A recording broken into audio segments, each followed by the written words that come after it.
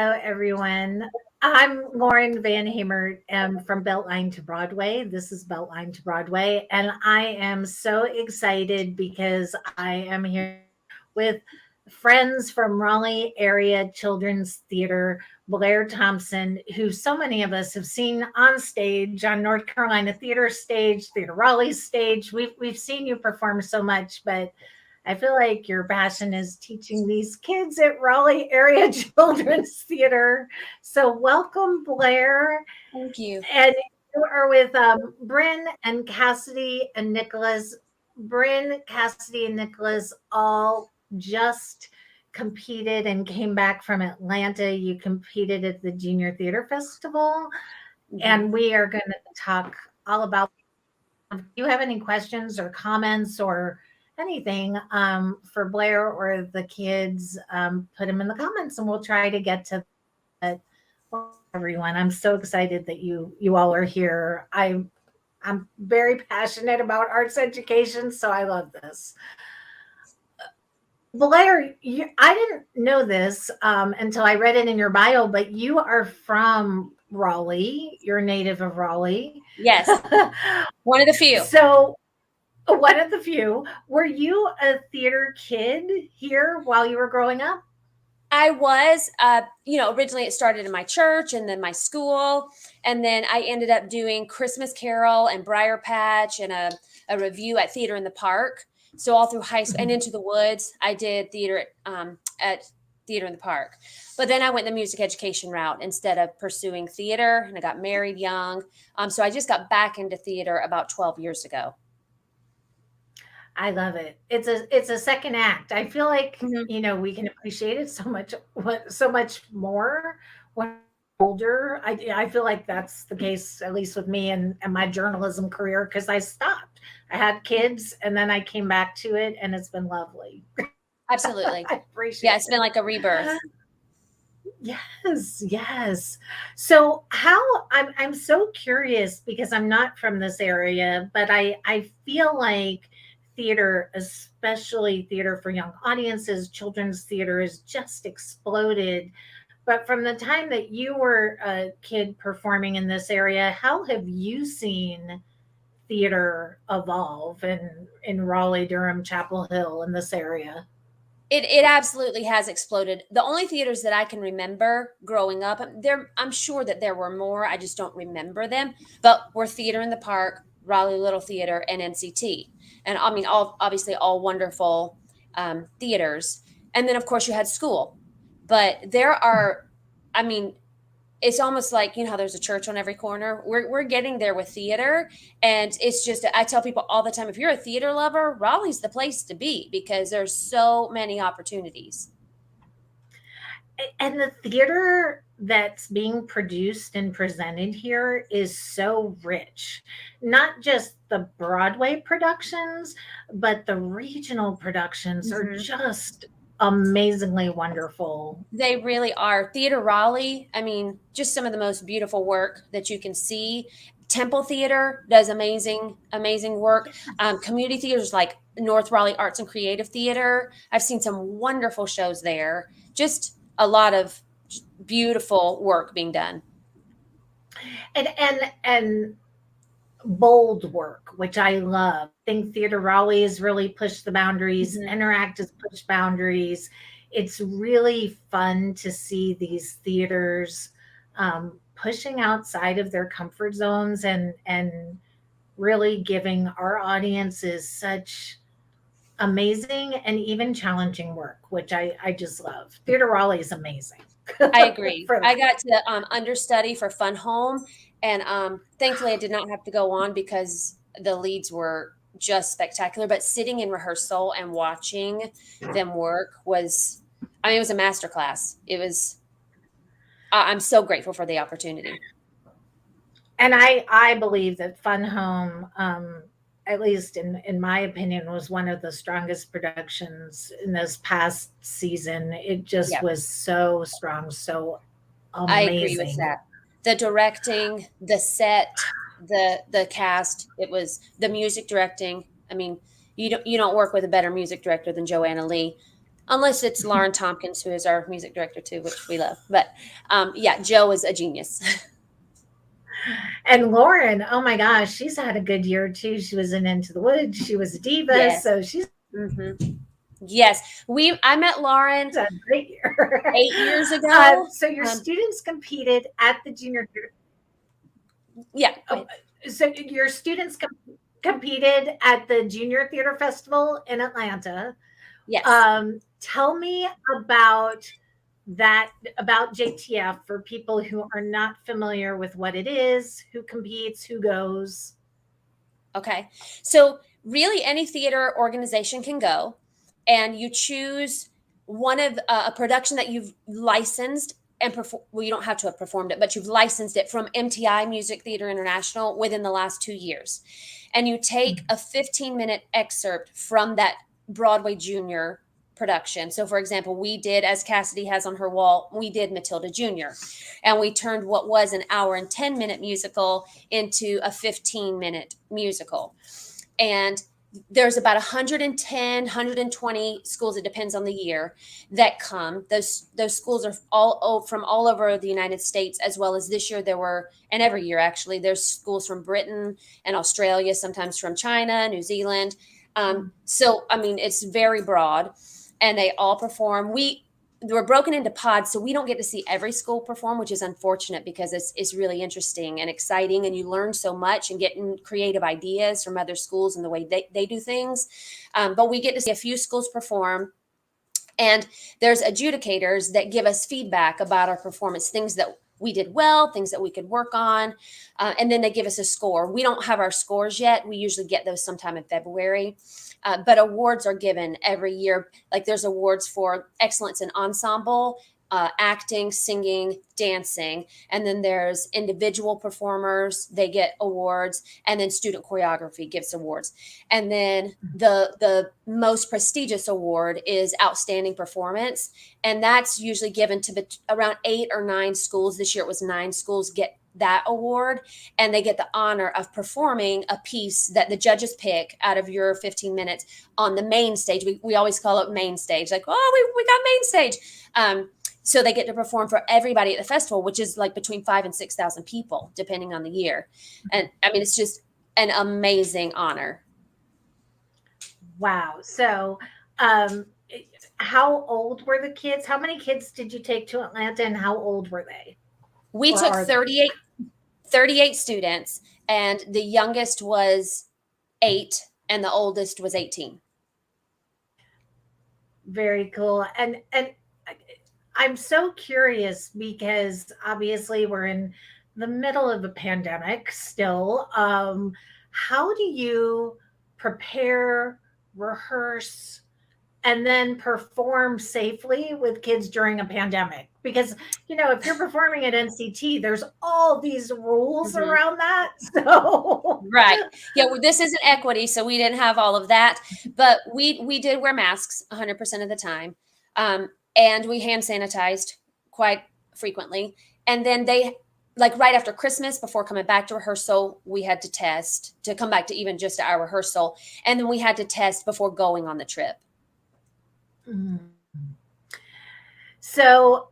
So Nicholas, Cassidy, Bryn, you all were in Atlanta. How exciting. It's just probably exciting to get out of Raleigh. If you're like me, you probably haven't been to many places in the last 2 years. So tell me about the competition.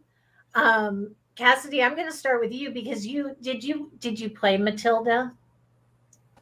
Yes, I did. This is my daughter's dream role. She doesn't sing very well, but this show means so much to my children, to my daughter especially. And I think When I Grow Up, I think is probably one of my favorite songs in musical theater. I think it's so beautiful. It makes me cry every time. So Cassidy, how did the competition go for you? Were you nervous? I know you were nervous just being here with me. So you must have been super nervous there. I wasn't extremely nervous, but thinking about the fact that we were being judged on our acting skills and our choreography and our music. It was a decent amount of pressure, but then when I thought that we were just going to be standing in a room doing our stuff, not really much costumes, it took some of the pressure off me, and it went pretty well. Now, Bryn, you just made the cut for the competition. So, as the veteran of the group, um, did you find that you were able to help the younger ones with their nerves, getting through it? I feel like that would be a question for the younger ones, but I do know that I try to keep a positive attitude always, and if I see somebody who looks super duper, this was my 7th year going, so I knew what I was getting into. So there was like before the trip, people would just ask questions that they didn't know, and I tried to like gear them up, help them understand what they were getting into. But I couldn't answer all the questions because COVID. I haven't gone since COVID, so it changed less than I thought before going, but it still did change some things. So I don't know. I feel like that would be a question to ask Cassidy and like the younger ones, but I definitely tried. Bryn, was it a little, if you've gone for eight seasons, 8 years competing, this is your last competition, you probably go and help help Blaire in the future. So you probably go back. But was it a little bittersweet knowing this is kind of your senior year last time? No sweetness. It was all bitter. I was definitely came home and I was a mess for a couple days because I mean, like sport kids that play sports get to like playing games. I'm a very competitive person. I like to compete. I like to have that challenge to arise to. But sports people get to do like games every weekend, and we get this opportunity once a year, and I had to miss out on one of my years that I could have gone due to COVID. So it is like the thing that it is Disney World for theater kids. It is so amazing to be in a room with 5,000 kids who have the same exact love and passion for the same exact thing that you do. So it's the nicest 5,000 people you'll ever meet from across the world, watching so much talent. It's just inspiring. Like I leave so motivated to work on whatever's next for me. So it wasn't super sweet. It was just bitter, but I went out with a bang. So I was that was sweet. Like I'm glad that we went out with my dream for the 8 years. And then also I got an individual award, which I couldn't have asked to have that any other year. So. And I love Nicholas is cheering you on. So, Nicholas, how was the competition for you? What is the best part about going into this environment and competing, especially competing with Matilda? Because I just think Matilda is so special. I have to say the best part is probably you're in the room, you're walking to your places to be like off stage and getting that first wave of adrenaline, like right before first music starts. And then like, boom, you're off. And I mean, one of our girls said, guys, I completely just blacked out. Like we did so good. Like my body was running on autopilot, but it was incredible. And with all the hard work that myself and everybody in the cast put in, it was well worth it. You know, I love to see you all here smiling, and you all are so excited and enthusiastic. It makes me so happy. I have kids myself, and COVID was really hard for them. Um, how did your love of theater, your love of the arts, your passion for performing, how did that help get you through COVID? Or did it? That how does musical theater, how does theater help you cope? I'll just throw it out to all of you. So, Nicholas, you're nodding, so I'm going to start with you.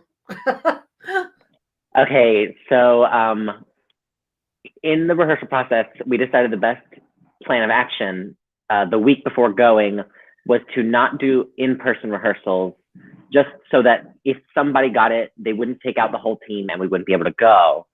And the week before that, our last week of rehearsals, I had to miss all but one because I did actually get COVID.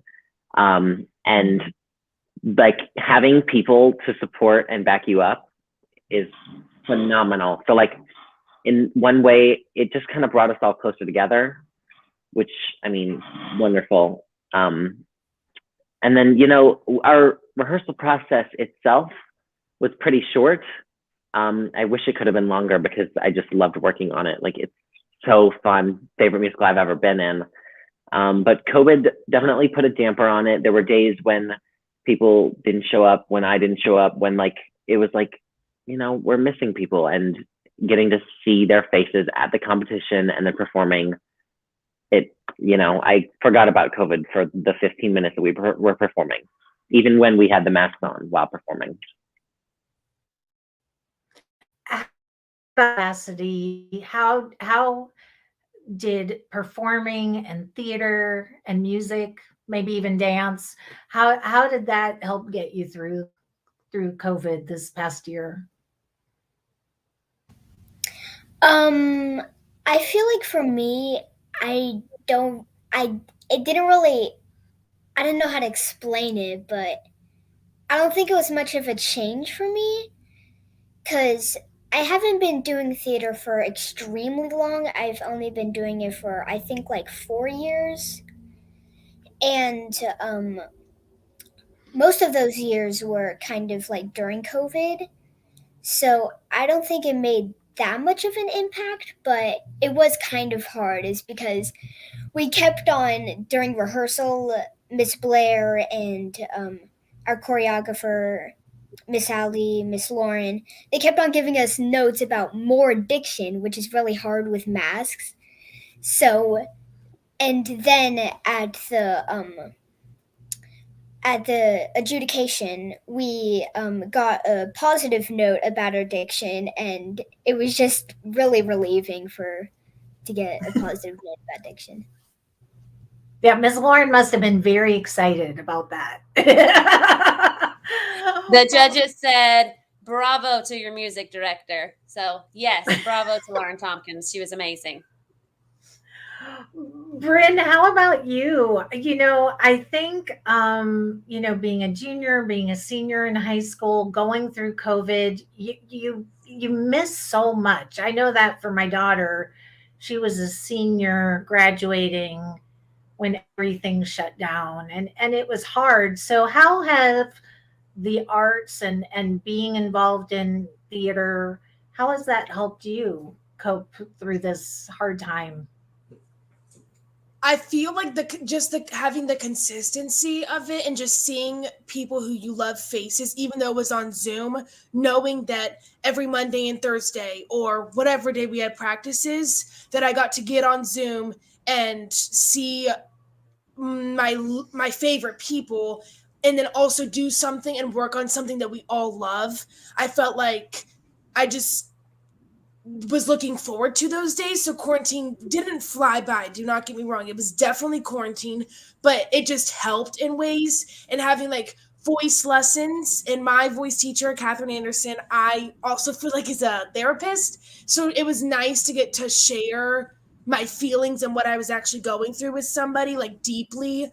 And then also get to finish it off by singing, which is what I'm passionate about. So I think just the consistency of having something to look forward to instead of just sitting at home with just school to do, it was just helpful.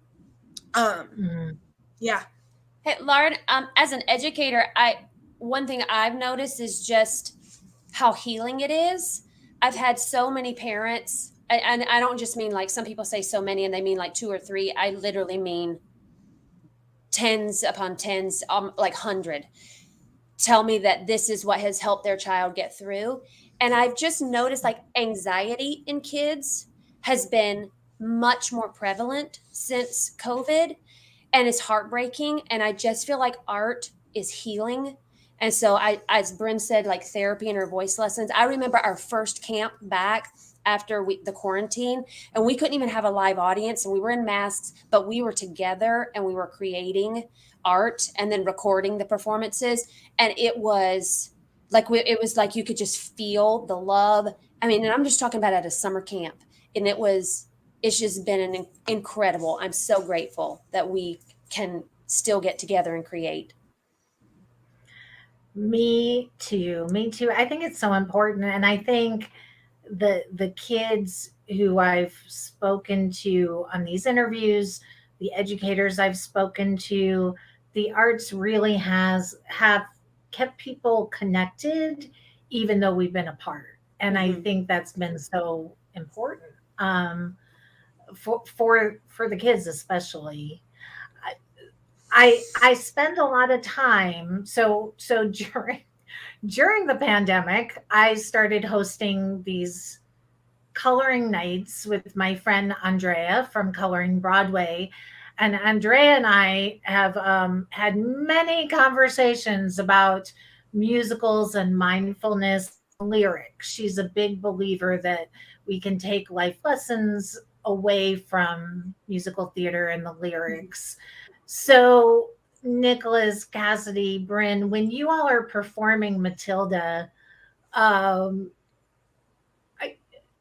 talk to me about the meaning of these songs, of this music, which I just think it's such a beautiful score. And if you're out there and you haven't listened to the Matilda Cast album, go listen to it.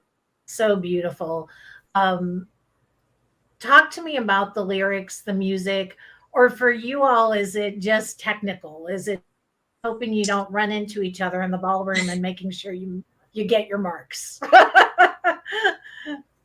I'll start the other way. Bryn, I'll start with you on this one. We'll go counterclockwise. I feel like my specific track in the show had like a full circle, like a full story. So the first song was School Song, where I started out as a bully, like I was one of the big kids bullying the little kids. And then you jump into the next show, the next song, excuse me, which is When I Grow Up, which was this song that we got awarded to do on main stage. It was beautiful, and it was beautiful for us too because we could all feel the love on stage. Like I didn't have to look at everybody, and I could feel their love beaming to my own heart.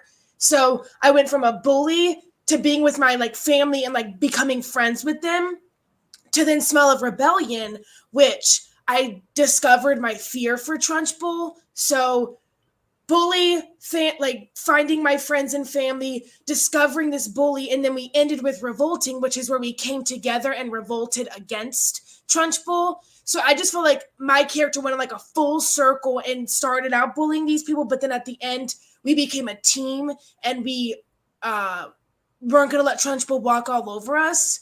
So I just like it wasn't one specific song, it was all of them that made the show, and just my specific track just made sense. And I don't think I could pick a favorite song, honestly. I love them all, but yes. I love the arc that you're describing because I think that's what's so special about this show. I saw this show on Broadway and in the West End and with my daughter, and I'm telling you, this show is so meaningful for her because of that arc you've just described. That people come together, and even if you've been bullied, if you work together, you can overcome that. Cassidy, what about you? Do you have a favorite song, favorite lyrics? What does the music mean to you? Most of the songs to me, they were just kind of like Matilda songs, but in specifically When I Grow Up, I didn't really realize this until we really got the news that we were going on main stage, and like after adjudication. um I felt like When I Grow Up kind of like connected with me a little bit more, and I felt like when I grow up, I want to be like a Broadway star, and I want to be performing. And when we got the news that we were going on main stage, I felt like I was many steps further to accomplishing that dream. I love that so much, Cassidy. Nicholas, how about you? I felt a very deep personal connection with our finale number that we chose, Revolting Children, which is also the finale in the regular show. But it's the idea and the not thought, yeah, thought process of like, you know what, it's about time. Like, I've been voicing my opinions. I've been saying my piece. I've been, doing all this, doing all that. And finally just saying, you know what, enough is enough. I refuse. I refuse to be mistreated. I refuse to be disrespected. Like, because I'm a human being and I feel things the way I feel things. You cannot put me down. And the character switch from having to go to a terrified Trunchbull running off stage and then doing Revolting Children. It was fun. And I thought of it in the technical aspect of just like, it's the quickest quick change you'll ever have. And at least you don't have to change costumes. So that's how I thought of it. I love that. Well, my daughter convinced Andrea from Coloring Broadway to do Matilda coloring pages. So I'll have to, I'm staring at my daughter's Matilda coloring page over there, but I'll hook you up with some Matilda coloring pages. As I'm hearing you all speak about this competition, about this process, it is so positive. I feel like because of television, competitions, particularly competitions in the world of dance, competitions in the world of art, really get a bad name. Like we shouldn't have kids competing because it's bad or whatever. As I'm listening to you all speak, I'm not getting that sense at all. So, Blaire, as a creative director of Raleigh ACT, why talk to me about the benefits of competition, the healthy competition, because the three young people I'm seeing here, they don't look like this has been scarring them. They look like this has been such a positive, joyful experience for them. Well, it is, right? So the why is because I talk with them as we're rehearsing before we ever go, and I'm like, we can't control the outcome, right? We have no idea what the personal preferences of our adjudicators are going to be, like what style they like, what composers they like. We can't control that. We can just control what we do. We can control how hard we work, if we take the notes we're given, if we practice at home, if we work together as a team. And so we want, what do we take away from this experience? And they'll usually, I ask them, they'll raise their hands, well, I've learned to work harder, or I've learned better diction, or I've learned to hold a harmony, or I've learned to dance full out while singing full out, just all the things. And so we grow as performers, and really it's our practice and rehearsal etiquette that really grows. I watch them work so hard, and that's what I'm so proud of them. Like I told them before we ever went, I'm proud of you. You've already won. You've done what you came to do. You have won. And so when we found out that they actually won, and I jumped on the bus and was screaming with them, and I'm saying it into the mic, I told you I was proud of you, and you'd already won before you ever really won. And they couldn't hear it. They're like, the mic's not on. And I was out of breath. So I was like, I'll tell you later. Because I was hyperventilating. But honestly, that's why. And there have been many years we've walked away with nothing. And that is heartbreaking, because you work, you put your heart and soul, and art, when you're created, it is part of you, and you are offering it up to the world to say, please like it, right? And sometimes it's not received the way that you hope that it will be, and we have to decide as artists, is that the end of the road for us? Is that all this was about? Or am I just going to use this as fuel to figure out how to be better? And so I think that's the way we approach it. And so this year was triumphant, but next year could go the other way, but it's still worth it. It's so worth it. And when I hear Nicholas, when you were speaking earlier about the rehearsal process, I think so often we're so quick to get to the finish line and present the finished product and what it's going to be. It really sounds like Nicholas, Cassidy, Bryn, that you all really embraced the rehearsal and the act of creating not just that finished product. Finished product's just icing on the cake. It sounds like to me. So I love that. I feel like um, so often arts programs are the first to be cut. If there's going to be budget cut in the public schools, it's going to be the arts programs that either go or get the cut budgets. So, Nicholas, Cass, Bryn, why do you all feel that arts education is important? Either um, private education, like a place like Raleigh ACT, or in the public schools? Who wants to, Nicholas? We're gonna go that way now. I guess I can go first. Talking about it in schools, like it's always so incredible to, like, I'm thinking back to my middle school years, to be friends with a person and then say like, hey, I'm going to audition for this musical. And it was Seussical, by the way. And then saying, oh yeah, like I want to be in that too. And then being like, oh my gosh, like I've never thought of this person as like musical theater. And like, this is going to be so cool. And then like, I remember being in an audition room with them and like, cause we were going up in waves and they sang, ooh, this was 20 something. That's really vague. They sang Jar of Hearts by Christina Aguilera, which, I mean, nowadays you sing a musical theater song, but when you're in middle school, it's a little different. And I was like, you know what? Like, they did incredibly.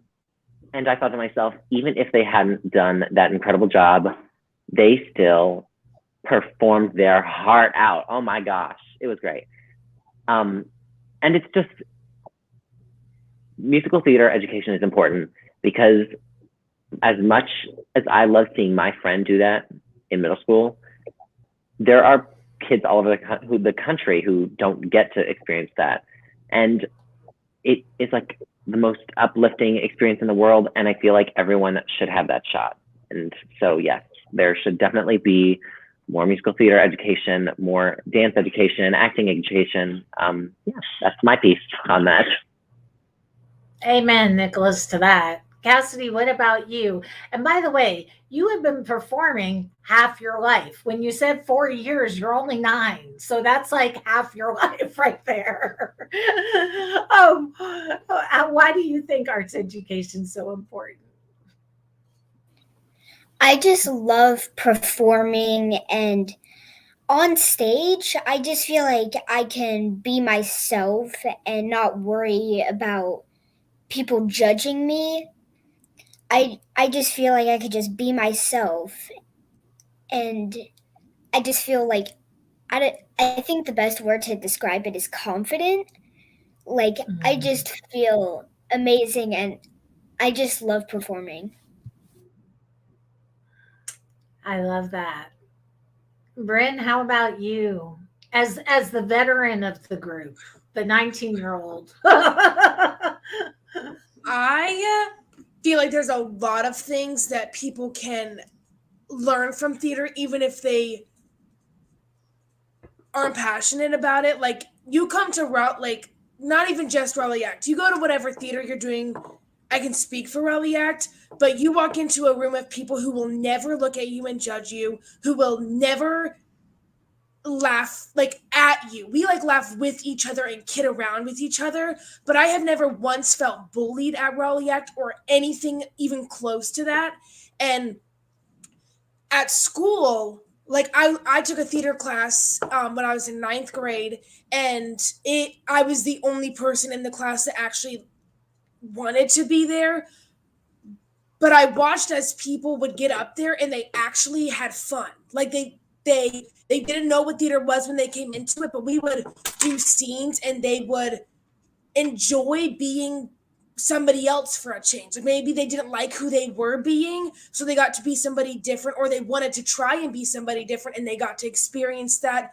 There's just so many other aspects of theater that people don't see. They just think that it's singing, acting, and dancing, which it is, but there's so many little things. I just think that people learn life skills and how to be a nicer person, and they find true friends and people who won't make fun of them through theater. So it's not even all about what you do on stage, it's about what's off stage too. I think building empathy is such a big part of it. That's why I love going to the theater, because I think it helps us all flex our empathy muscles, and that's what I hear you saying, Bryn.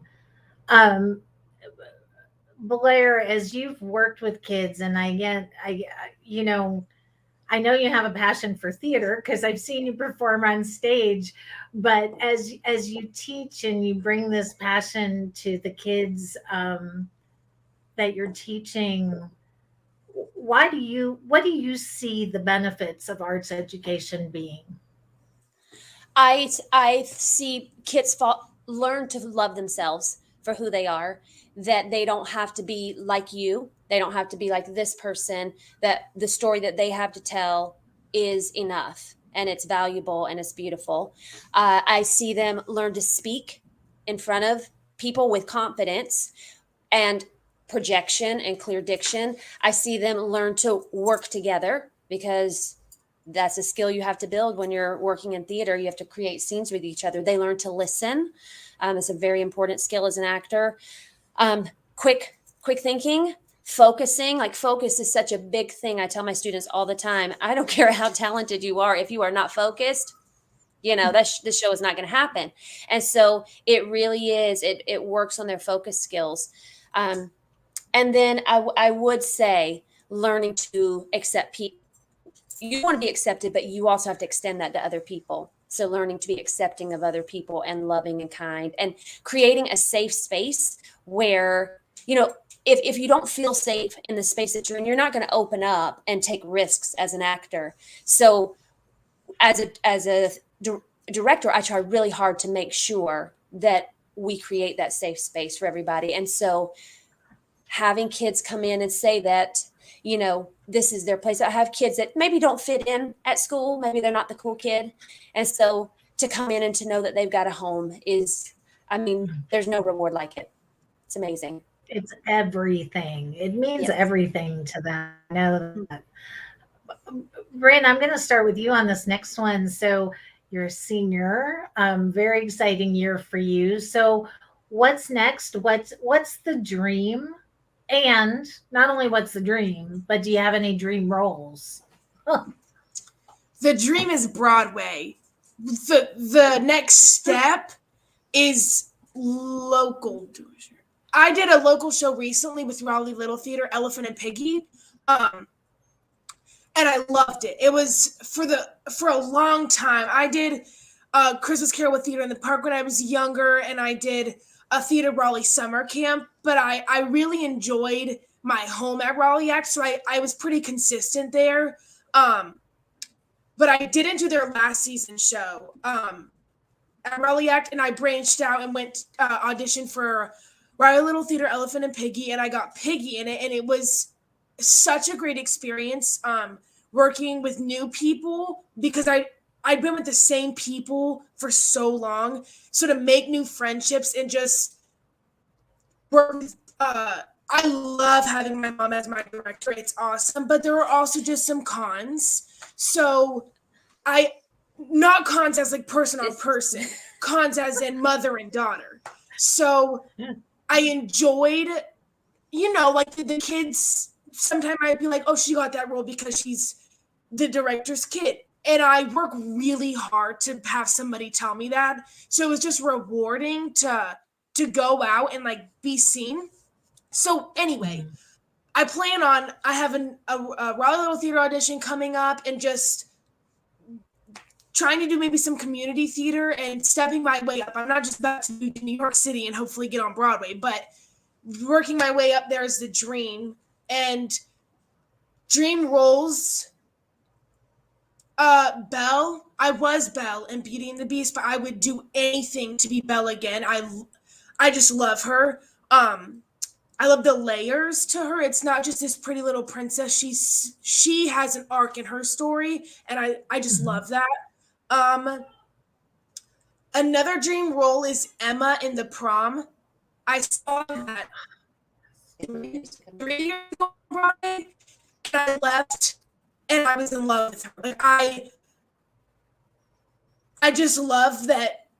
Even though I might not connect with everything about her, I do connect with standing up for what I believe and not letting somebody just knock me down.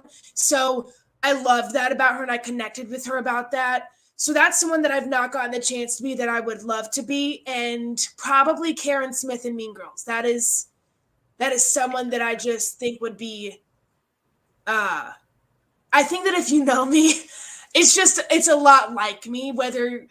I hope you don't get that off this interview, but it is a lot like me. And so I just think it'd be fun to.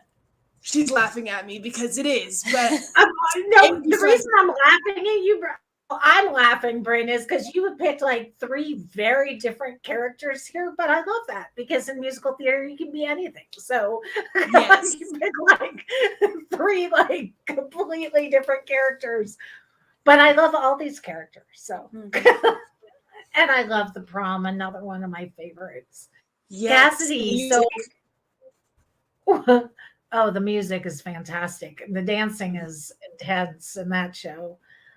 Cassidy, what is your what's the dream? You said Broadway a little while ago, so is that the dream for you too? And do you have a dream?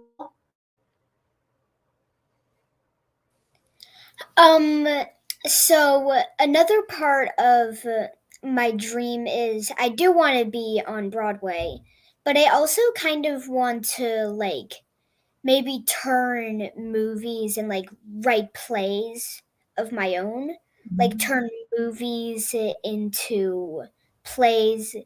Like I'm thinking Encanto. I recently watched Encanto. It's amazing.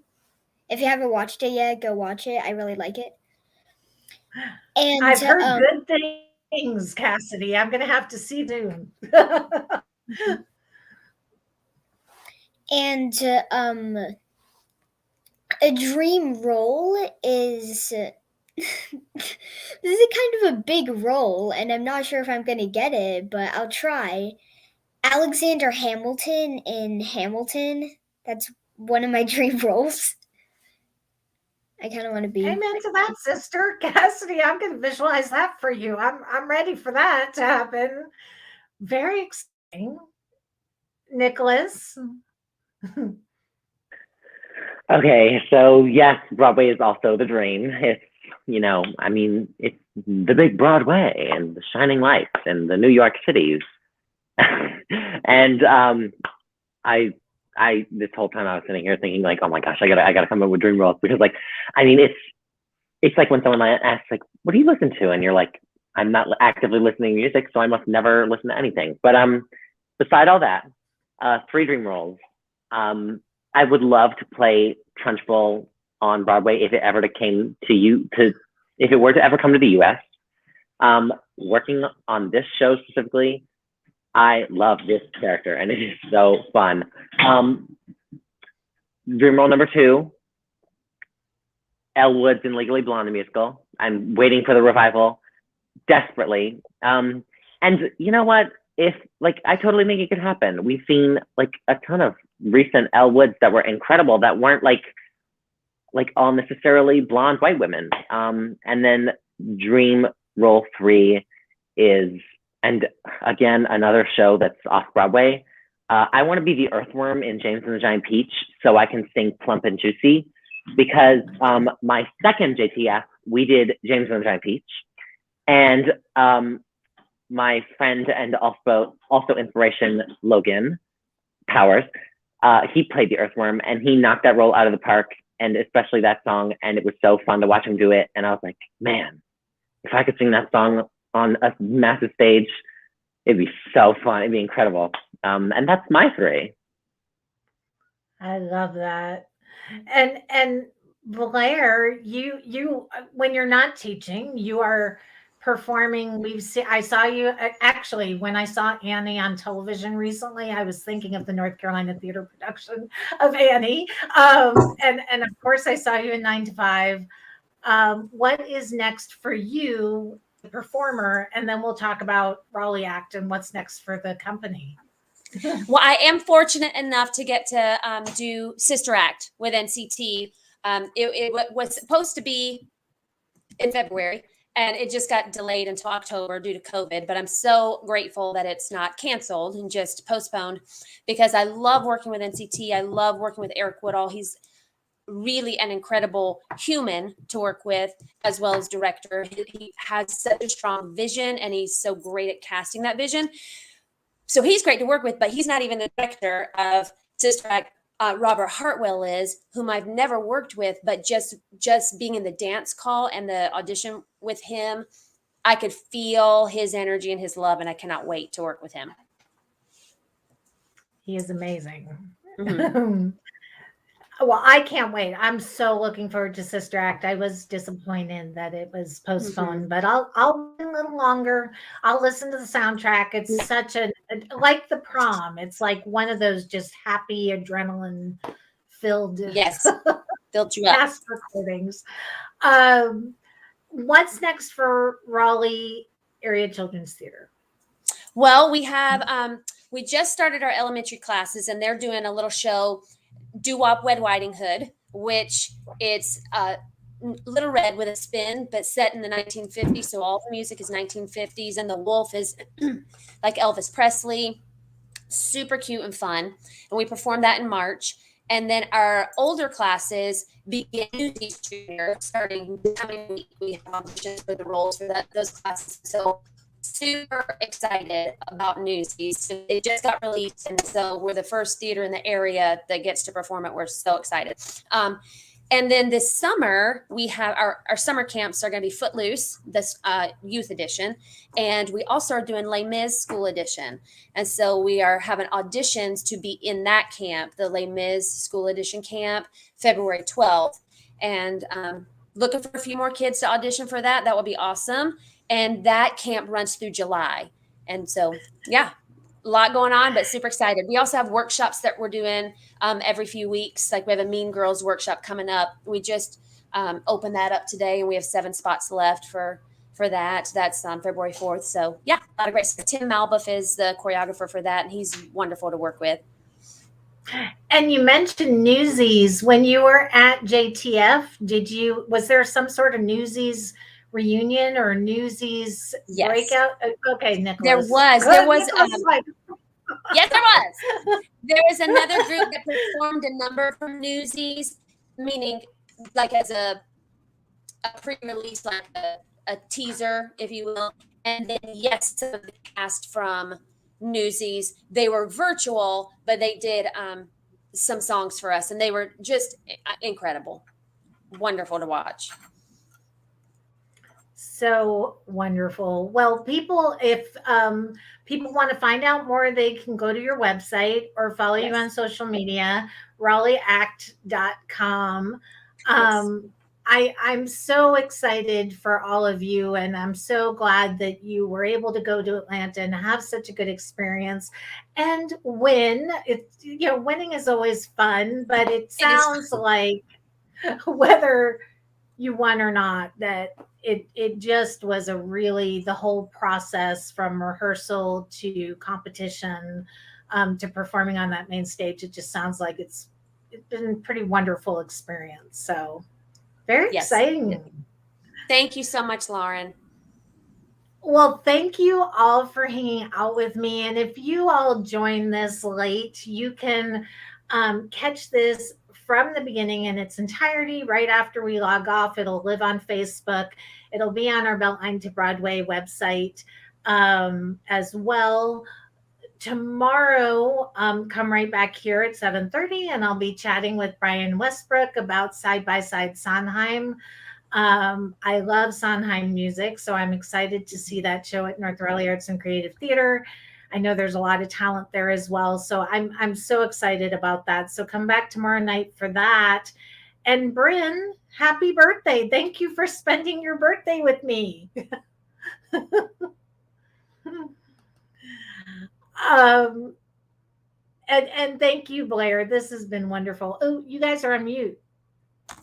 Thank you Okay, so good. much, Lauren. Thank you so much for having us. It has been a pleasure to speak with you and to see Cassidy and Nicholas.